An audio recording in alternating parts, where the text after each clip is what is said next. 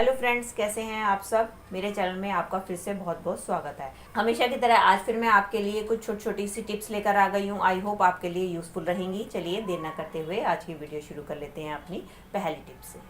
चलिए फ्रेंड, मेरी पहली टिप होने वाली है सब्जियों को लेकर। दोस्तों, जब भी हम मार्केट से इस तरीके से पॉलिथीन में सब्जियां लेकर आते हैं तो हम अक्सर क्या करते हैं कि गिट्ठा बंद करके लेकर आते हैं ताकि हमारी सब्जियां गिरे ना।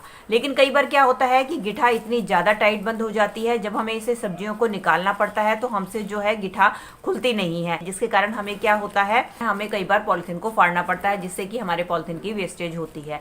तो आपको मैं बहुत ही बढ़िया ट्रिक बताने वाली हूँ, जिसकी मदद से आप बहुत ही आसानी से पॉलिथीन में लगी गिट्ठा को खोल सकते हैं। उसके लिए आपने क्या करना है, इसके दोनों एंड्स लेने हैं और हमें उसको इस तरीके से ट्विस्ट कर देना है। ट्विस्ट करने के बाद आपने क्या करना है, इसको पीछे की तरफ को आपने धकेलना है। ये देखिए, जैसे ही आप इसको पीछे की तरफ को धकेलेंगे तो आप देखेंगे कि आपकी गिट्ठा जो है बहुत ही आसानी से खुल जाएगी और इसकी मदद से आप अपने पॉलिथीन को बहुत ही आसानी से ओपन कर पाएंगे, जिससे क्या होगा, एक तो गिट्ठा खुल जाएगी और दूसरा आपको पॉलिथीन भी फाड़कर वेस्ट नहीं करना पड़ेगा। चलिए फ्रेंड, बढ़ते हैं अगली टिप की तरफ। मेरी अगली टिप होने वाली है कुकर को लेकर। दोस्तों, कुकर में हम सब खाना बनाते हैं, लेकिन कई बार क्या होता है कि हमारे कुकर में से खाना नहीं बन पाता है क्योंकि उसमें से स्टीम निकलनी शुरू हो जाती है।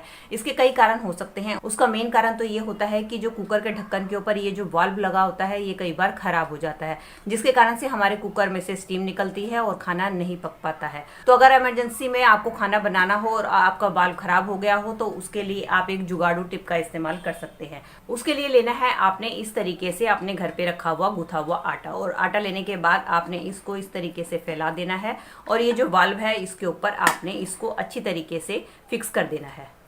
इसके बाद जब आप खाना बनाएंगे तो आप देखेंगे कि आपकी स्टीम बिल्कुल भी नहीं निकलेगी और आपका खाना आसानी से बन जाएगा। और कई बार दोस्तों क्या होता है कि कुकर की हमारी ये जो रबड़ होती है ये भी कई बार खराब हो जाती है या लूज हो जाती है, जिसके कारण हमारा खाना ढंग से नहीं बन पाता है और साइड से जो है हमारी स्टीम निकलनी शुरू हो जाती है। तो उसके लिए भी आप एक काम कर सकते हैं। उसके लिए भी आपने लेना है इस तरीके से आटा, और आटा लेने के बाद आपने इसका इस तरीके से लंबाई में फैला देना है और फैलाने के बाद जहां भी आपकी स्टीम निकलती है उसके ऊपर आपने इस तरीके से आटे को लगा देना है।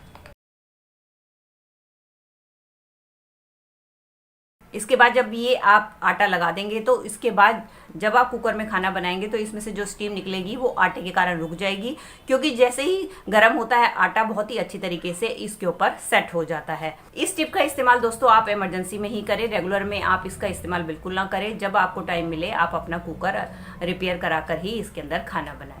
बढ़ते हैं अगली टिप की तरफ। मेरी अगली टिप होने वाली है इस तरीके की आटा थैली को लेके, जो कि अक्सर हमारे घर पे ढेर सारी पड़ी होती है, जिसमें से आटा निकालने के बाद हम इसको कबाड़ में फेंक देते हैं। तो आज इसका बहुत ही बढ़िया यूज आपके साथ शेयर करने वाली हूँ। उसके लिए आपने क्या करना है, हमने आटा थैली को इसके जो पीछे वाला पार्ट है उसको हमने कट कर देना है।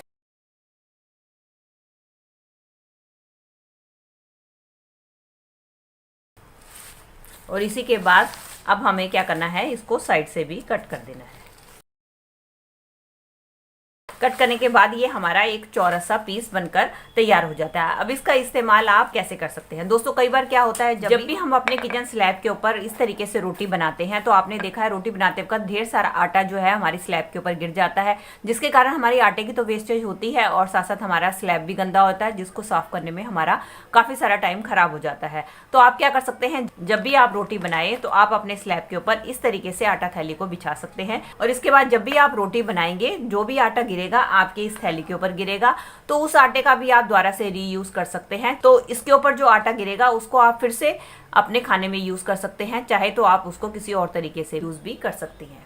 चलिए फ्रेंड, बढ़ते हैं अगली टिप की तरफ। मेरी अगली टिप होने वाली है इस तरीके की चूड़ियों को लेकर। दोस्तों, हमारे घर पे ढेर सारी ऐसी चूड़ियां पड़ी होती हैं जिनको कि ना तो हम पहनते हैं और ना ही हम इनको फेंकते हैं। तो क्यों ना हम इन चूड़ियों से कुछ ऐसी यूजफुल चीज़ बनाएं जिससे कि हमारा घर भी ऑर्गेनाइज और डेकोरेट हो जाए और साथ ही साथ इन चूड़ियों का भी रीयूज हो जाए। तो इन्हीं चूड़ियों के आज मैं आपको बहुत ही बढ़िया चीज़ बना के दिखाने वाली हूँ, जो कि आपके लिए काफ़ी यूजफुल होने वाली है। उसके लिए आपने क्या करना है, आप घर पे रखी हुई कोई भी इस तरीके से कटोरी ले लें, छोटी बड़ी जैसी भी आपको चाहिए।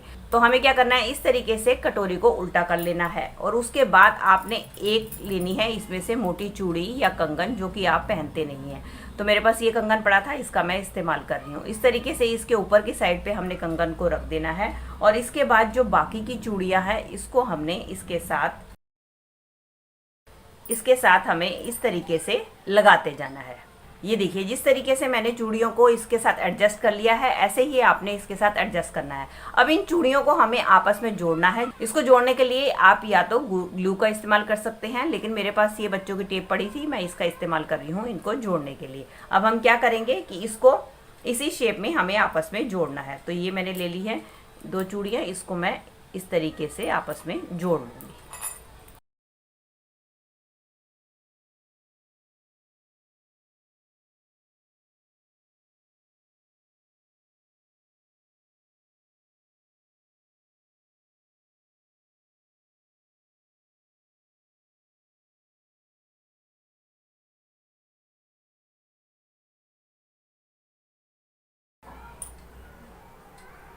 अब देख सकते हैं सारी चूड़ियों को मैंने आपस में जोड़ लिया। अब हमने ये जो बीच वाला कड़ा रखा है, इसको भी हम अपनी सारी चूड़ियों के साथ इसी टेप की मदद से ज्वाइंट कर देंगे।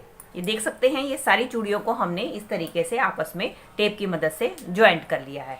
अब हमें क्या करना है, इसकी थोड़ी सी हाइट बढ़ाने के लिए आप ले लें कोई भी 2 चूड़ियाँ। ये देखिए मैंने 2 चूड़ियाँ ली है, इसको मैंने ग्लू की मदद से आपस में चिपका लिया। अब हम क्या करेंगे, इसको हमने ग्लू की मदद से इसके ऊपर चिपका देना है।